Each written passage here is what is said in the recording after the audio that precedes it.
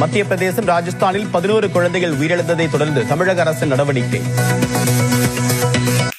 இப்போ இந்த நியூஸை நீங்க எல்லா சேனல்லையும் பார்த்திருப்பீங்க. நார்மலா இந்த கப் சிரப்ல 3 காம்போசிஷன் ஆட் பண்ணுவாங்க. டைஃபென்ஹைட்ரமைன், லிவோசால்பியூட்டமல், குளோர்பெனிரமைன், இந்த 3 காம்போசிஷன் ஆட் பண்ணிருப்பாங்க. சிரப்க்கு வளவளப்பு தன்மையை கொடுக்கறது என்ன அப்படின்னா கிளிசரின் அண்ட் ப்ரொபைலின் கிளைக்கால். இது ரொம்ப காஸ்ட்லி அப்படின்றதுனால ஒரு சில இடத்துல எத்திலீன் கிளைக்கால் அப்படின்றத ஆட் பண்ணுவாங்க.